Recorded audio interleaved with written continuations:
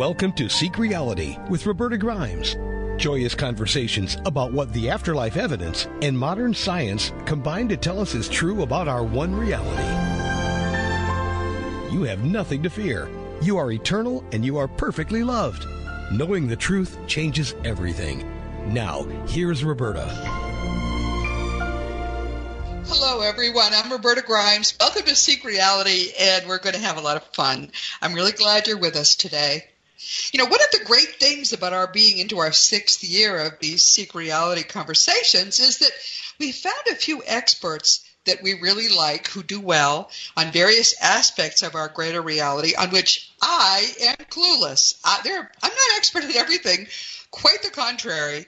And one area in particular where I am clueless is in understanding and interpreting dreams, and yet I'm told that's a very important area. So it's important that we have somebody who can tell us about it. I guess I just have to tell you parenthetically, for about the past 4 decades, I haven't remembered a single dream. There, I've confessed it. Just communication dreams. I had 2, a horse and my dad, and that was it.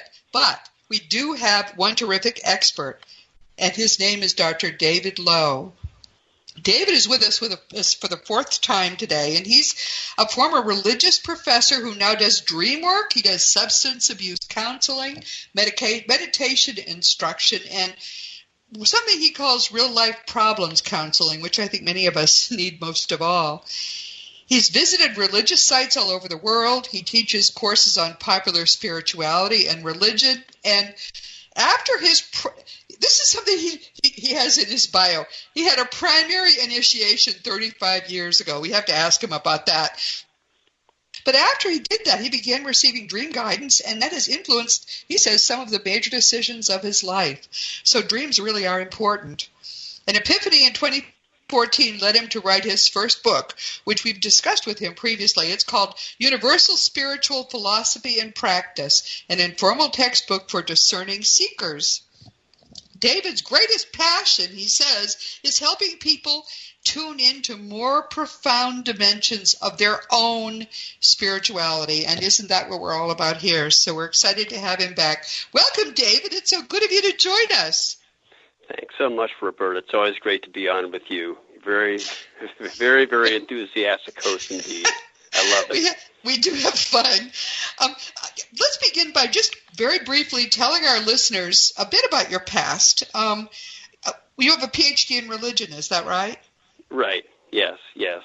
I grew up and had all sorts. I had some early socialization issues, so sort of Asperger's, dyslexic, things like that. I overcame that in the course of an unusually tumultuous early spiritual path.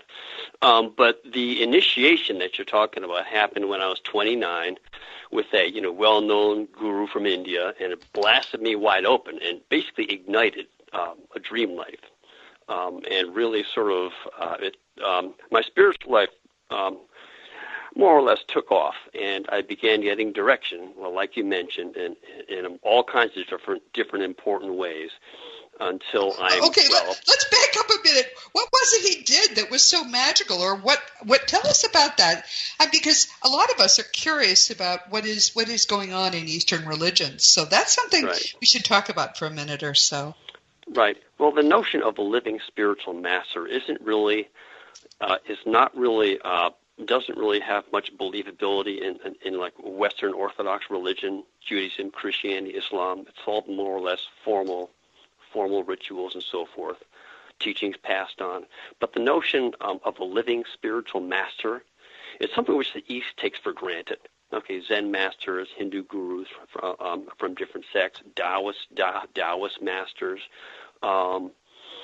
In like Roman Catholicism, the Pope, and in the Eastern Orthodox Church and Christianity, and Roman Catholicism and Christianity are the only two, and also Sufism, some parts of Sufism, do recognize living spiritual masters, but not nearly as much as Hinduism, Buddhism, and Taoism do. Wow. So I was basically, this is taken for granted in the East. Yes. The reality of not here. Right.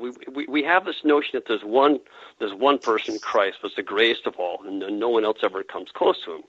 That's nonsense in Eastern religion. That's pretty much, not believed in. Christ is of great historical importance, but technically he has no more enlightenment than any of these other great living teachers today. Is what when you say living teachers, are they alive now? Yeah. Oh, yeah. Sure. Okay. I mean, there are all kinds of quote unquote enlightened teachers out there. There's some good apples, bad apples. No question about that. There are some bad apples in the group, but the notion of a living spiritual master who does represent the highest true level of enlightenment that we can all get to, is real, and is believed in. I think. What did he do to make you go boing?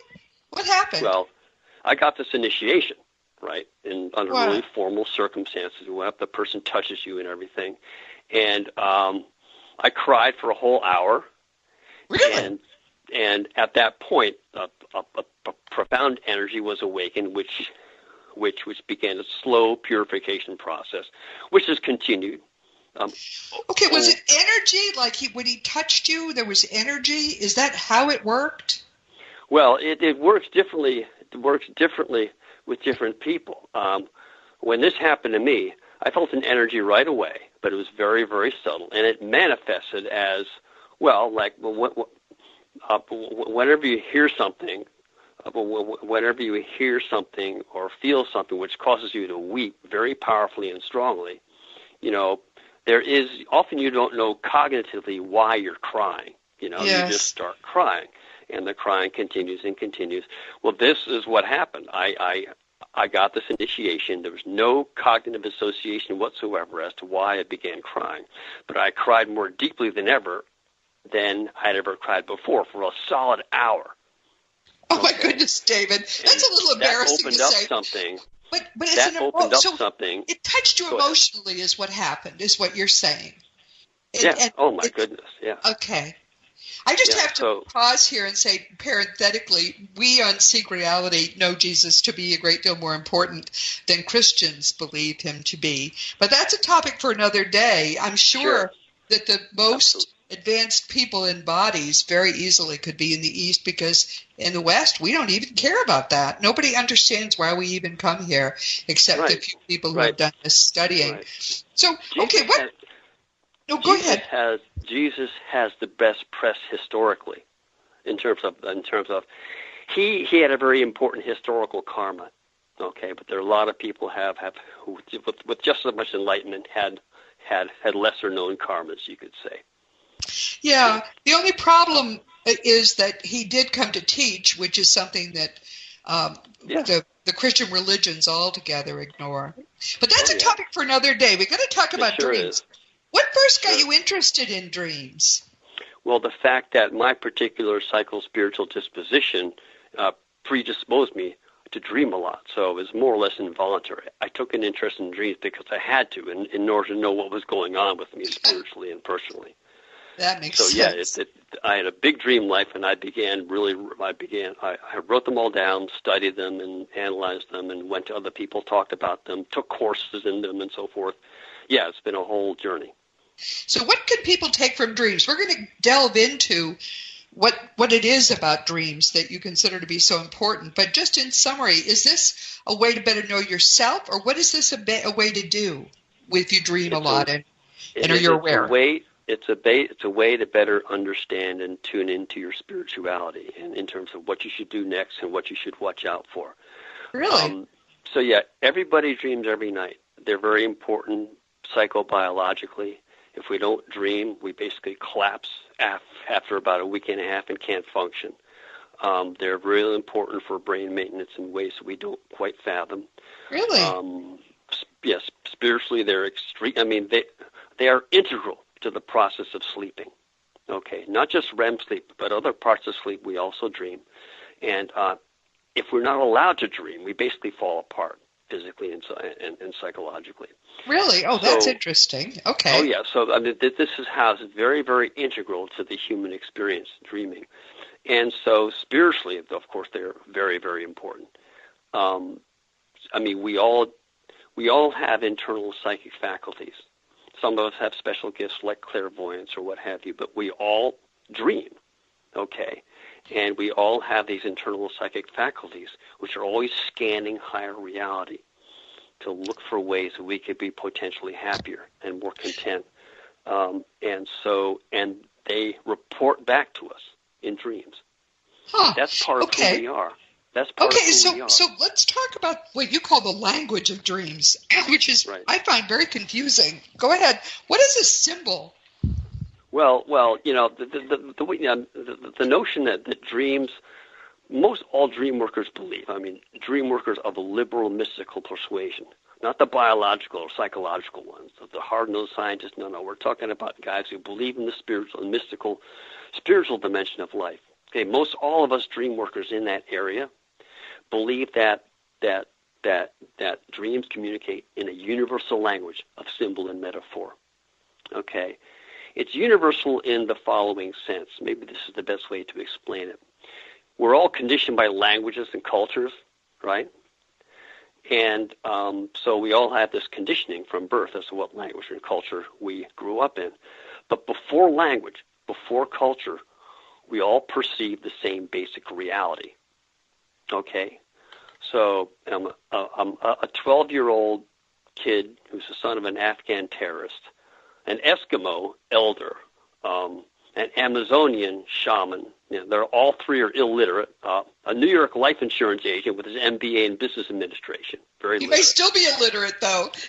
No, all those four people have the same perception of what you might call the basic world. Really? Before we do anything with our language, with our cultural with our cultural conditioning, we all know what clouds are. We all know what parents are. We all know what water is. We all know what sex is, et cetera, et cetera, et cetera. So we know what all those there is a very, very basic level in which we know what all those things are without any language or cultural conditioning whatsoever. There's just the raw data from the world. It's the same for everybody, right? Okay, well, so you see what I mean? Yes, I do see that. Trying to understand our dreams, you talk about symbols, motifs, a theme, right, and an archetype. Four right, different words to me which sound like synonyms, I'm sorry, almost. How do they differ when you're using them in talking about dreams? Really, the definition of those words isn't really, well, archetype is important. An archetype is a basic pattern in higher reality of the same kind of thing exemplifying itself in all different places in physical real reality. For example, the notion of manhood, right? The notion of manhood, masculinity, it manifests itself in a million different ways in a million different cultural and social situations, right? But it all comes out of one blueprint in higher reality, you might say. That is the original blueprint of manhood or masculinity. That's an archetype. It's the original blueprint of something. Okay. Of something, exactly. And that something is very profound. It's sort of, you can understand, there's God, there's physical reality. Halfway between the two, a reality isn't quite crystallized yet, but it's still kind of halfway organized into basic categories before it creates its way all the way down to physical reality. So archetypes are halfway between us and God, you might say. They represent a deeper organizing pattern of reality before it came into being. And so we what's visit a that theme, reality though? in dreams. Okay, well, that makes sense. Well, what's a theme? Is it... I don't even know. Commonsensically, a theme is anything that you see over and over again.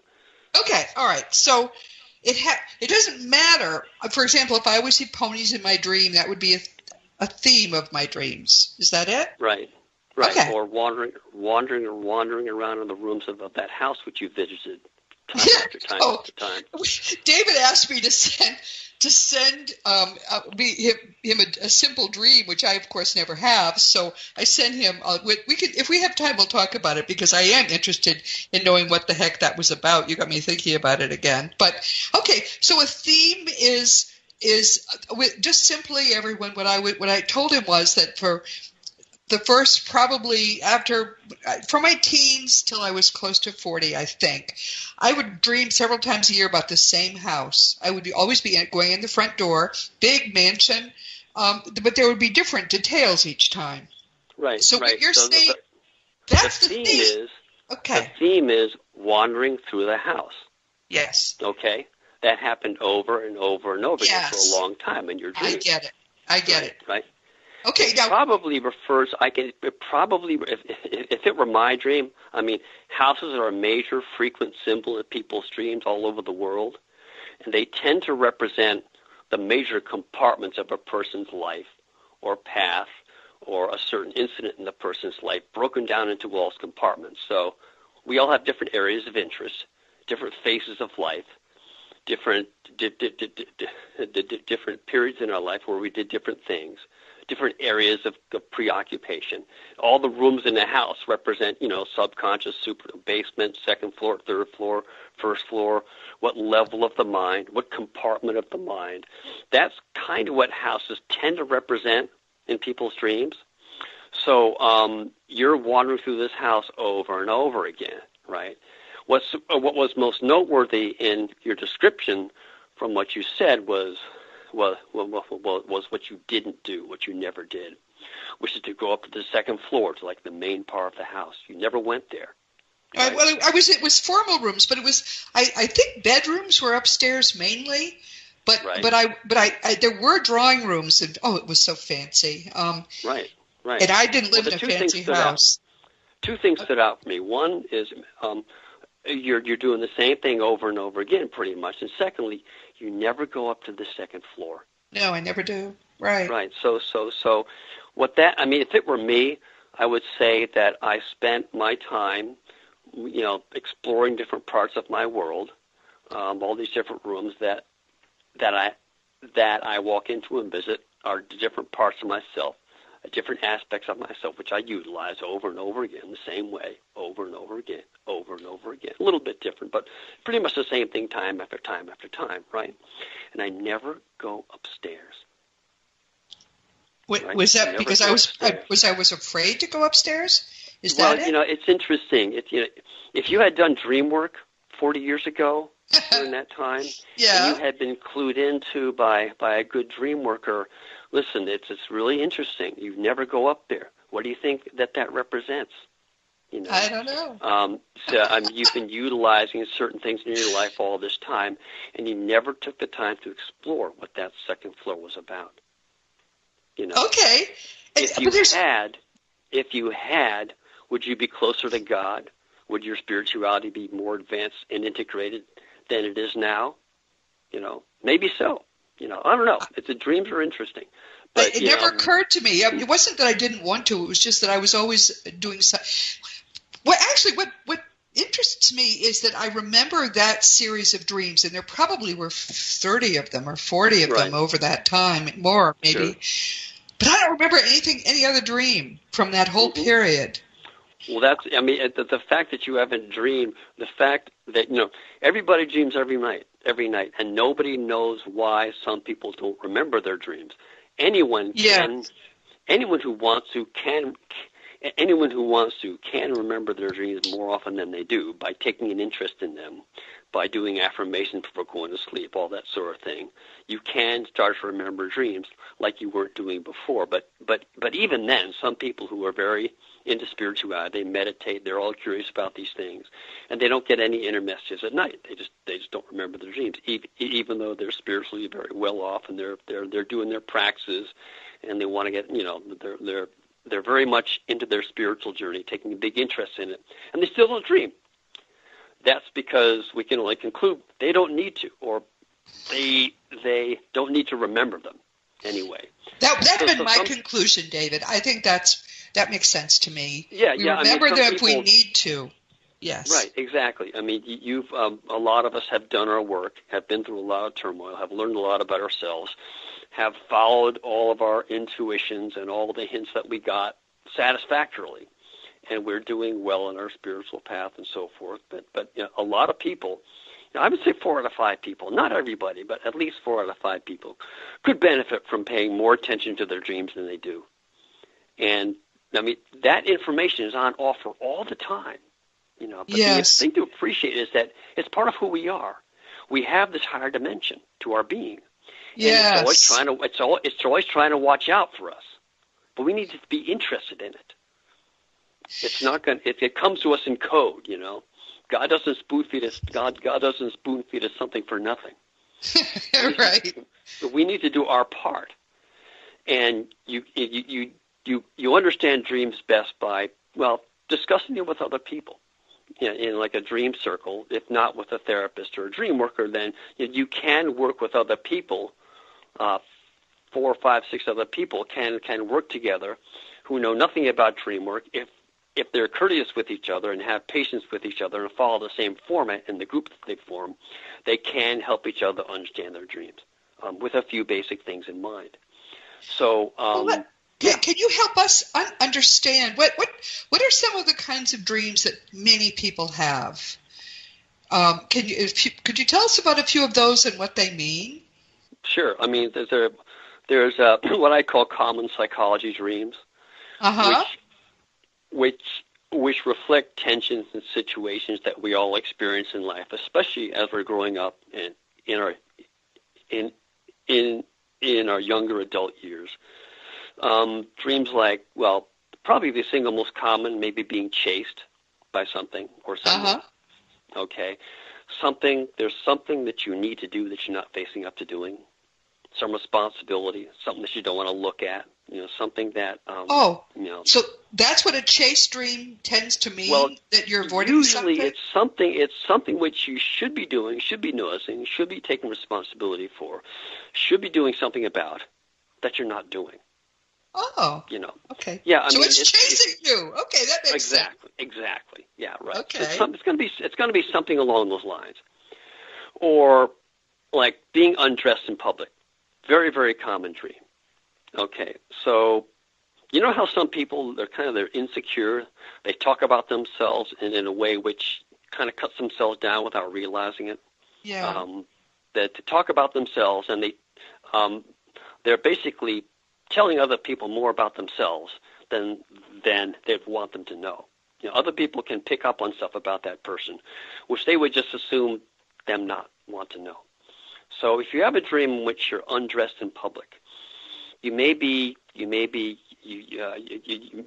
very insecure about stuff. You may be worrying about things more than you should be, or you may be giving away your power, giving away things about yourself to people that you shouldn't. Okay. That makes what I mean? sense. Yes, you're making yourself naked, and exactly. and your dreams are telling you, "Oh, that's very interesting." Yeah. Without realizing it. Yeah. Without realizing it. It may be that you're worrying about things more than you should be. You may be more paranoid about other people than you need to be.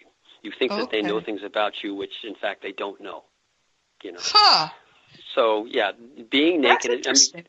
It's a very common dream, but it has a very relevant message. So, Art, if I had that dream, what should I do about that? Should I think about what it is I'm doing that's making me feel so exposed? You would think about your interactions with people, ways in which you are insecure, ways in which you're paranoid, fearful without needing to be fearful, ways in which, what are you saying to people? Are they the kinds of things which maybe look twice at the things which you're commonly talking about to other people? Think twice about how fearful or paranoid or insecure you may be. You may be worrying for no good reason, or you may be giving away your power.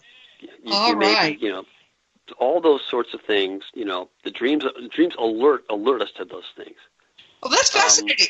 Well, let's talk about a few more because there's tons. But it makes sense to me. What you're really saying is that this is your inner self talking to your waking self and saying, "Hey, we have an issue. Would you work on it?" And that makes that makes perfect sense to me. Okay, that's great. Exactly. What else do people dream? It's part of who we are. We all have this faculty. So, okay, how about falling? A super common general theme in people's dreams. It usually refers to something like being totally out of control or totally over your head in some situation. So if if you have a project which you have to report on next week at work, and you haven't been doing a good job, and your boss thinks that you're going to be great come Monday morning, right? And you really don't know what you really don't have it together like you should be. Well, two weeks before that Sunday, 2 weeks before that Monday, you'll have a dream of falling. You're flying by the seat of your pants without realizing it. You're way over your head in something. This is something which you really don't have under control, which is a little bit too much for you. You basically have no idea what you're doing. So your subconscious self is using that to pull you back a bit and say, focus, get it done, you can do it, or something. I mean, is this a pep talk, really? Yeah, well, it's an implication. Dreams communicate information through implication. So if you're falling a lot in dreams, then a lot of things are kind of out of control, or you aren't keeping track of a lot of things, or not doing as good a job on a lot of things, or kind of hoping things will turn out well when in fact they may not. You're not really paying attention to a lot of stuff that you need to be looking at. Okay, here's one which I did have a long time ago. You're heading for the exam room and you realize you had never studied for the exam. Right. Yeah. What does that mean? A test taking, flunking a test, flunking an exam. Yeah. Oh yeah. Very common. Very, very, very common dream. Usually has something to do with competence and confidence about something. So, if you have to talk to your 6-year-old about the facts of life or something, and you've never done that before as a parent, you're really nervous. How's that going to go over with my 10-year-old when I try to get up here? Oh my God! You as a parent having to do that with your 9-year-old or something might not be that easy, So it's a sense of being unprepared in general in some other area. Right. I mean, it's usually about something around competence, not being ready for something which you need to do. And that can be a hit, So again, these things are, if you really take these messages, and these are very, very common dreams. You can look them up online. Something like this you can look up online easy. What else? Gracious, being pregnant. Anyone. Men don't have those, I would assume, right? No, I don't. I don't know. Well, no, men sometimes have dreams of being pregnant. Sure. Do they really? Who knew? Well, usually, what does it mean when someone's pregnant? Yeah, what does it mean? Typically, well, off the top, this is probably the easiest of all, just to guess off the top of your head. Something is baking. Something is being cultivated. Because something's about to happen. Being nurtured. Is that what you're saying? Something's in the process of being born? Right, exactly. A new artistic project, a new area of interest, something that you want to create. And the dream, our super subconscious mind, our superconscious minds know these things months in advance. Again, the dreams cross time and space. It's amazing, but if health issues very commonly, it sometimes happens when people dream of being pregnant in their arm or in their leg or in some other part of their body. That often is an indication of some kind of growth or slowly developing health issue. Oh. Okay. So, but if something is happening deep in your system, something germinates and begins to grow, which is unhealthy, which is going to manifest 9 months later as a tumor or something.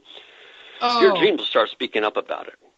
Your dreams, they'll start speaking up about it. So sometimes you then should maybe go to the doctor? Some people, many dream workers believe that dream symbols or the imagery in dreams usually have many, many layers of meaning, many different possible meanings. Okay, but there's always one which is more likely and probable than any other. The meaning that you come to when you look at a dream and try to figure it out depends on how much effort you want to put into it. You can work on it by yourself, get help from other people, look in symbol dictionaries or not, go to a therapist or not, and so forth. Right. But very often. So I lost the track of the question. The question that you just asked was what? I'm sorry, I got lost. I don't remember either.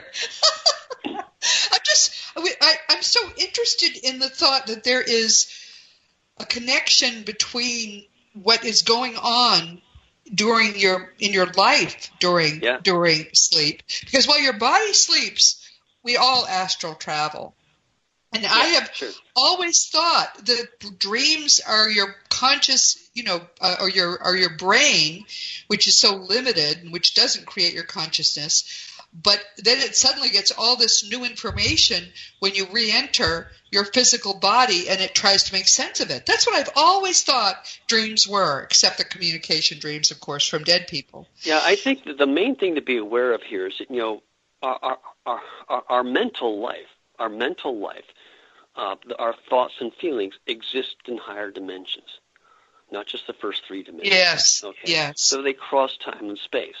So when we dream in other realms, in realms which cross time and space from our own immediate reference. Yes. So in a sense, our minds pervade everywhere in the universe, where our bodies are just here. Yes, that's true, actually. So our dream, we're always picking up information when we're dreaming. Yes. And that's what dreams report back on to us, is the status of our immediate and distant psychic surroundings, if you will, and ways that we can do things or not do things more easily, obstacles which are coming up, what we might do about those obstacles or not, whether or not we want to pay attention to the dream. So, yeah, it's really, and again, crossing time. So someone who has a health issue like that, before it manifests physically as a tumor in an X-ray, 3 months before that, he'll have a dream, which indicates in a very specific way what this thing is, which is growing inside of him. Oh, and if it's like most people, he'll ignore it and just think it's a funny dream of a football or something. Oh, interesting. A funny dream of being pregnant in my calf, pregnant in my forearm. Oh. Yeah, okay. But just everyone understand that this is a gigantic reality. All we can do is look at little tiny pieces of it from so many different directions. It's as if each time we do one of our programs, it's one stitch in this gigantic tapestry. And what I'm learning from David, and as I'm one of the reasons I feel distracted or seem distracted is I'm thinking about this on air. We do travel astrally when we sleep. We often meet with loved ones and with our guides. And I had thought that when we dream, it's just our conscious brain, it's little tiny minimal brain, suddenly getting the impact when we come back into the body and trying, and it was garbage. But that's not true, is what you're telling us, David. You're saying no. When we come back, our superconscious mind is giving our brain the kind of information it needs to give to us from what we just did in the astral. That's what you're saying. Really, that's really important. I never thought of that. Thinking on air here. Well, dreams happen for a reason. They're not just random events. So yeah, we can talk about other common dreams. I think would be a good way to. So what else? What well, for example, are there? If you have a dream in which you meet Elvis, what does that mean? In meeting a celebrity usually relates to the notion of just communicating with some higher, better aspect of yourself. We all have our ideal self in our minds versus our real self with our given particular issues in life. We all know what we want to be and could be ideally as grown-up, mature, spiritually developed people, versus what we actually are right now, right? Well, if usually meeting a celebrity is a very common dream. Usually is you can think of that as meeting some better part of yourself. Oh. You're communicating with some higher, more developed aspect of yourself, which is saying hi. That's would qualify as what I call a congratulatory dream, being a patting on the back dream. You're doing well. Oh, good. Well, that's a good thing. the implicit message is that you're doing all right. Keep it up. So you don't have to make any changes. Start Right. to learn to sing. Sometimes we need to be encouraged. You know. Oh, the dream is encouraging us. I just love that. Yeah. Maybe that was your mom in spirit. You met with her, and she's encouraging you, and that ended up being Elvis in your dream. That's right. That's really great. Yeah, I mean, sometimes we need encouragement. Sometimes the powers that be, the great self, what I call God/self. Sometimes Sometimes God realizes that we need some encouragement, and we'll get a dream like that. We'll meet wonderful? George Clooney or whoever. So okay. Well, what about if you're lost? Because that's another kind of dream people have. How about let me talk briefly about visitation dreams, because you mentioned about being visited Yes. by relatives. Very often, when you see a relative in a dream, he or she is just another symbol. It doesn't have any particular. Yes, I tell people that too. Yes. But when there is emotional power and meaning connected with the visitation, connected with the relative, or connected with the loved one, you can think of it as a sincere visitation dream. Yeah. Okay. And they're easy to tell apart. Right. Now, in that case, I mean, usually one axiom, which pretty much all dream workers go on commonsensically, is that everything in a dream is part of the dreamer. Okay. Yes. But in the case of a visitation dream, you can think of, there's sort of a paradox involved here. Your father, your deceased father, with whom you are connecting with powerfully and emotionally in a dream for the first time since he died, whatever, is indeed part of yourself. But it also represents his completely independent spirit visiting you. Yes. Absolutely. Clearly true. Yeah, absolutely. No question. But it's also part of yourself.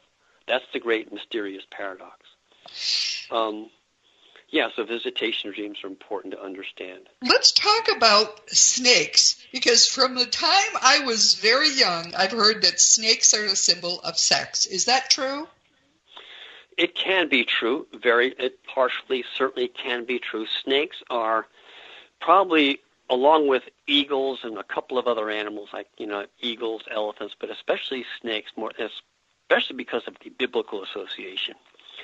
Snakes have a greater number of different types of associations and symbols than perhaps any other animal. And they can be phallic.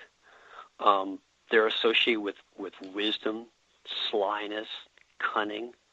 They're associated with spiritual initiation, because when people get bitten by snakes, the body gets transformed, although not in a good way. Oh, wow. They're associated with the awakening of the Kundalini energy at the base of the spine in Eastern philosophy, with the chakras and everything. They're associated with their phallic, the Freudian association of the snakes. So there are all kinds of association with snakes. That's interesting. So they're very mysterious. Do people dream about sex too? Do they just plain dream about it? Well, having sex with someone? Most of the time, when you're having sex with someone in a dream, I mean, it could be that you are horny and so forth, but it's more likely if you have you have a normal sex life, you're more or less normal adult, with a happy sex life anyway. And having sex with this particular person, usually it's something along the lines of wanting to connect with something in that individual, some quality that individual has, which you really admire. That makes perfect sense. You really want to get to know that person, whatever aptitude or ability or that person has, which you envy or look up to, which you would like to have of your own. You really want to know it and really want to get it. So it's a way to better connect with someone, or it's a wish to better connect with someone in some profound way. Perfect sense. Or to have that. Yeah, it's usually something like that. That's great. Something like that.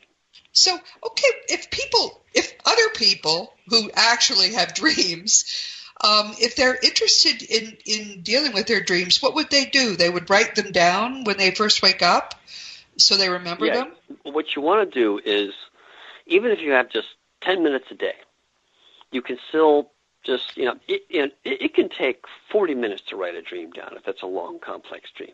Sure. Who has that kind of time? No. Very few people have that kind of time. So what you want to do is just spend literally 2 or 3 minutes making some bullet points, 2 or 3 minutes puzzling over the stupid thing, what it could possibly mean. Right. And then 2 or 3 minutes writing down things in your journal, questions and frustrations back to God. What's this telling me? Give me another hint. Come on, I need more. I need more information on this. Give me another chance at this one. Well, what does that have to do with anything? Express your frustrations on a piece of paper, and just do that on a regular basis, 10 minutes a day, or 10 minutes a day, twice a week, whatever. And you have that dialogue going, with yourself. It's important to keep a dialogue going.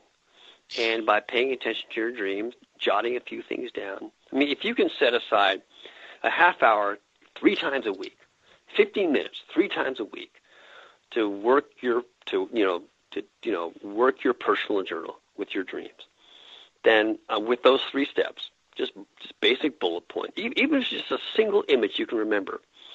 Super complex dream, you can't remember anything except one image. Write it down. Then think about it. What could it be meaning? And then express your frustrations in some way on paper. Do that 3 times a week for 10 minutes each time, and you'll have a dialogue going that you didn't have going before, and you'll start getting direction. Well, so how would a dream worker help you with that process? A dream worker like myself, I mean, if you have a relatively complex dream, then I would help you by first getting a lot of information about the client. I can't, the dreams are person-specific. The different symbols mean different things to different people under different circumstances. So I would need to get to know the individual, which I do. I get basic demographic information, personal concerns, issues going on in their life, what their mind is dwelling on, personal hang-ups, all that sort of thing. Uh-huh. That knowledge is crucial to helping the person with their dream. Uh-huh. Because, and I mean, even if the person doesn't tell me everything about him or herself, just the things which they are willing to share can do a great deal towards helping me get a really specific sense of what their dream is telling them. And what's really important to understand is that I do not know. Only the dreamer can know what the dream means in the end. Only he or she has his particular set of memories, associations, and sentiments, and so forth. I can't help the person know unless I really know the person well. And it would be a process of myself and the client figuring out the dream together. I can't do it on my own. So basically what you would do would be to work together with them to come up with the deeper meanings and get the insights to empower them to go forward in their lives in a better way? Yes, absolutely. Sure. And, well, this is interesting because many people, I get questions from people who wonder about dreams and what they mean in terms of our waking lives, or will be concerned because their dreams have suddenly changed. They used to have friendly dreams, and suddenly they're having scary dreams. Yeah, sure. Those kinds of shifts can be very important to take note of. Yeah. So David, we're coming to the end of our time. I want people to know how they can reach you, and I think your website is interesting. It's worldspirituality.com. Is it .com? The email is david@worldspirituality.com. Yes. So it's easy to reach him. And his website, as I thought was kind of interesting. So david@worldspirituality.com. So the email is david@worldspirituality.com. The website is davidlowe.msphd.com. David Lowe, no E on the name, just David Lowe. David Lowe. MS as in Masters of Science, David Lowe, MSPhD.com. Yeah. Well, you're very much more educated than I am, I have to tell you, but good for you, David. Well, this has been very interesting for me because, as I say, dreams are not my field. But thank you so much for being here, and we'll have you back again in a bit to talk about more of these fascinating details that are really important to our developing and growing spiritually. But there are some people who really will be reached by this kind of thing. Other people, not so much. But I think it's very good that you're doing this for us, David. So thank you. Thank you so much for having me on, Roberta. We'll do it again some other time. Sometime soon. So this has been Seek Reality with Roberta Grimes. I'm so glad you could be with us today. Please never forget that you are a powerful, eternal being. You never began, you never will end, and when you really get everything that means, it's going to change everything in your life for the better. Next week, our guest will be our wonderful friend, Dr. R. Craig Hogan. He's going to be here amazingly for the 23rd time. And the reason we have him back so often is that he's one of the very few experts in the world on most of the things we talk about on Seek Reality.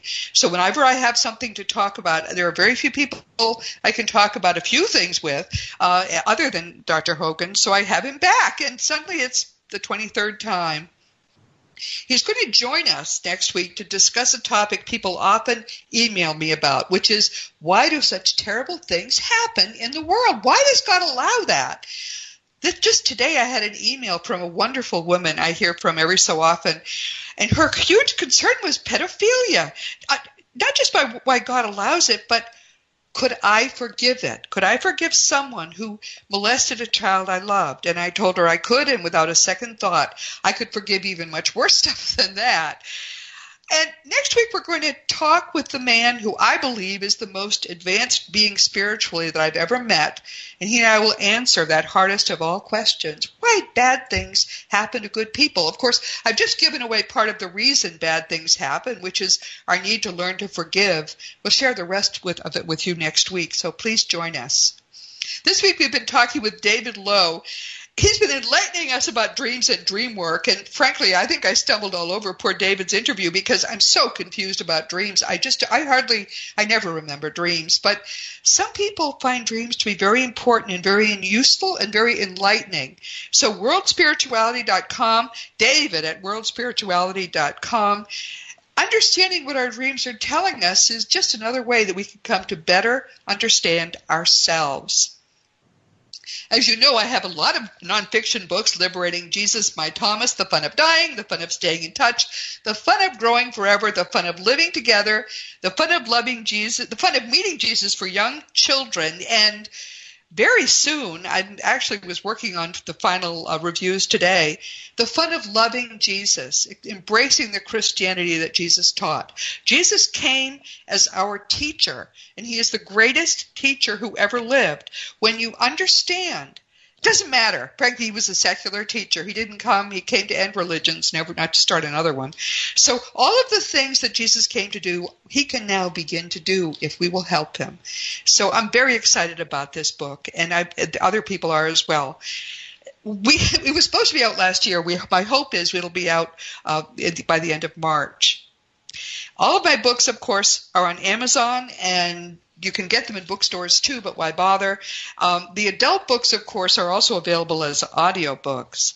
If you want to talk about anything, any of my books, or if you just want to tell me something, tell me I don't like what you said, whatever you want to say. I get emails, a lot of them every day, and I answer every one of them. But please, therefore, although it can take a week to do that, but please be sure to give me your correct email address, because I hate it when I write a long email and then it bounces. Past episodes of Seek Reality are available on webtalkradio.net and on a lot of other places, including all the Dream Vision 7 radio family. If you ever wonder where you can hear me right now, you could always just go to the radio tab at seekreality.com. And please also check out my blog. We are right now deep in a whole series of blog posts, which I'm getting a lot of feedback from too.